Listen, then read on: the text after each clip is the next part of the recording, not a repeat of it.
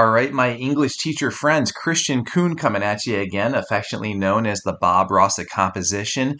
And in this video workshop, I want to present to you the thesis template I think that is most effective in terms of performing rhetorical analysis. So I know that when I introduce rhetorical analysis, whether it be my AP Lang kids or on-level students, it tends to be very confounding, and I hear their heads just go wah, wah, wah, wah, wah, just resonating with confusion. And I have found in my 20 plus years of teaching, as I've experimented with a lot of various templates, that especially my demographics with the school that I teach, I really need to simplify this for students and really explicitly teach how to get anchored in a thesis for the purposes of performing rhetorical analysis. Many of you that are familiar with my work know that in order to teach my thesis template and really demystify it and solidify how to do it, I use classic television commercials. And for this writing workshop, I got a doozy, a fantastic commercial for you. Apple Computer's 1984 commercial. So the Apple computer, the Macintosh, came out in 1984, and this is the first commercial they created for the home computer. And in it, they make a lot of allusions to Orwell's 1984. So not only can you use this commercial to solidify how to manipulate and pull the strings of my thesis template, but also teach the basis for allusion. It's fantastic fodder for that. So it's very, very cool. So in terms of locating the commercial, just go on to YouTube and type in 1984 Apple home computer commercial, and it's right there for you. You'll see it. There's many different renditions of it, and it's right there for you on YouTube for free. So let's jump right in to my thesis template here for rhetorical analysis and ask ourselves a big question. So, how do I write the introductory paragraph? And again, I know several of you are familiar with my work, and I always say this for rhetorical analysis: declare the thesis. So for literary analysis, my students will invert the thesis, and I have plenty of things in my YouTube channel with regards to that, especially for you AP literature teachers. For AP Lit, my students, all FRQs, all three of them, they will invert the thesis. But for my AP Lang students and even my on-level students that are doing rhetorical analysis, we will declare. And then for the other expository modes of synthesis, persuasion, argument, even research, it's a 50-50 coin flip. It's totally contingent upon the prompt. So what I would like to talk about first is my philosophy for teaching composition. My adage is this. I'm always saying this. You gotta Bob Ross your instruction. I think it's mightily important for teachers to position themselves as the expert writers in the classroom. Get to the easel, get to the canvas, just like Bob Ross did in The Joy of Painting, and paint exemplars with and for your students. So just for context, you're going to see 3 exemplars that my students wrote for this 1984 commercial. What I did was I used a totally different commercial to model this, just so that my students weren't stealing my thunder. It minimizes the mimicry, and I want them to authentically think. So when I model, I often use things that they can't write about.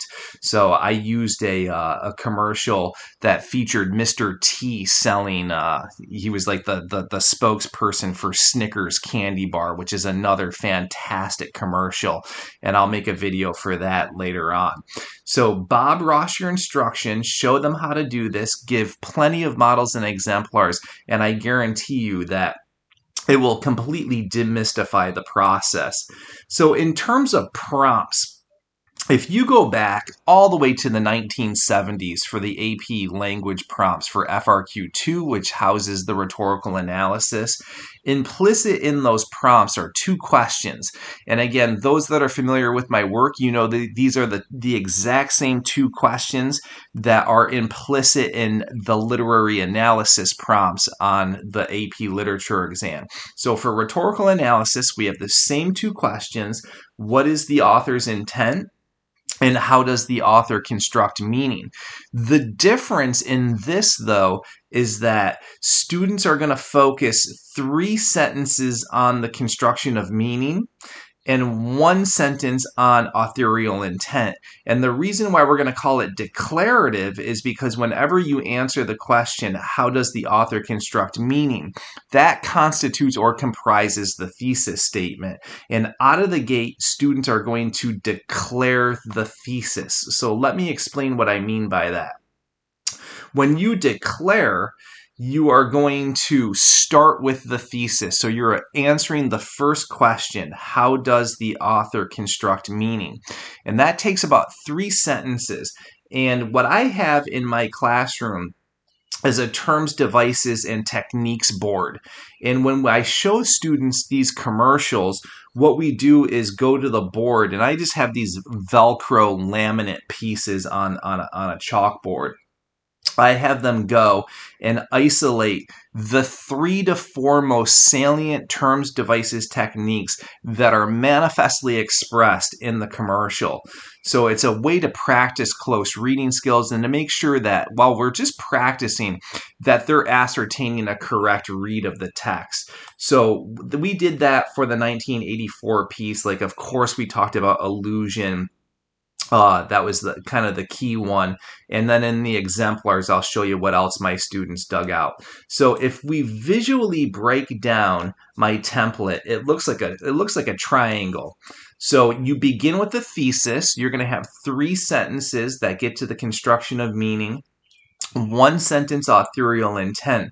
But there's other things that my students sprinkle in as they try to go for the unicorn point, the sophistication point, in order to try to have really advanced voice, rhythm, and flow.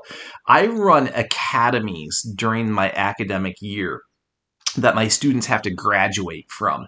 And one is a word study academy. Throughout the course of the entire academic year, I run intensive word study academies because I know that there's a seismic vocabulary void, and I have to do everything within my powers to help students augment their vocabulary. So I have hundreds of exercises to help fill that void. I call it Tier 2 level vocabulary. And all I mean by that is your average run-of-the-mill SAT caliber words.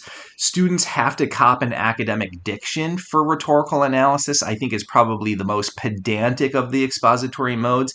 And while I don't want them to goon out and have this idea that if they use $1 million words that it's the equivalent of good writing, I do want them to cop a certain degree of academic diction in their introduction and through sustain it throughout the rest of their essay.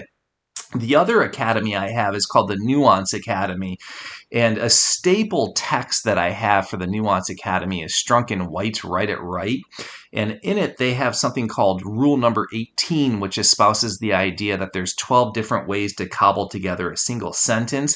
So as I already alluded to this, in order to get voice, rhythm, and flow, you cannot parallel your sentence constructs. Otherwise, you get that robotic, droning, da-dot kind of rhythm that struggling and emerging writers tend to kind of manipulate in their writing. So to avoid that pattern and that droning, my students will manipulate their syntax and not parallel their sentences, especially in the introduction, in the hopes of getting that sophistication point, at least situating themselves for that sophistication point. And then all of my thesis templates are exactly 4 sentences long. So just to recap, 3 sentences, authorial intent, or construction of meaning. I'm going to clarify that because I just spoke of the inverted. 3 sentences, construction of meaning, and 1 sentence, authorial intent. So 3 plus 1 equals the intro. Without further ado, let's take a look at student exemplar number 1 and break this down. So I'll just read it and then I'll parcel it apart for us and make sense of it. So here it is. Playing upon Orwell's bleak forecast for 1984, Apple suggests that its first home computer can reverse this dystopic state of affairs. while the narrator inaudibly mutters the word one to signify the horrors of mass mind control. This product promises an unfettered gateway to intellectual freedom. Juxtaposing the draconian measures of a society overseen by Big Brother, Apple suggests that the information superhighway is poised to deliver nothing but the promises of utopia. Apple, knowing that America is a nation built on the polar opposite principles of 1984, appeals to those individuals looking to hold fast to their intellectual and personal liberties. So let me break down the 3+1 paradigm within the template here. I always tell my students, lead with the most important term device technique that is like the absolute most pertinent term in the construction of meaning. So let's look at this first sentence and break it down. Playing upon Orwell's bleak forecast for 1984, Apple suggests that its first home computer can reverse this dystopic state of affairs. So we implied illusion right there. While the narrator inaudibly mutters the word one to signify the horrors of mass mind control, this product promises an unfettered gateway to intellectual freedom. So we're touching upon theme. We're also hitting upon the diction as being very important. So my students do a lot of implication, but you'll also see them explicitly state things just to be really, really clear. So this student went juxtaposing. So that's the three there, right? So you drop in three of the most salient, pertinent, germane terms, and then you just weave in one sentence of authorial intent, which tends to be like a statement of exigence, the universal truth, the universal theme, the pithiness of the commercial. Now look at the tier 2 level vocabulary. Very nice vocab in here. Things like inaudible, mutter, signify, unfettered. Like it's full of words like that. Draconian. Really nice verbiage in this.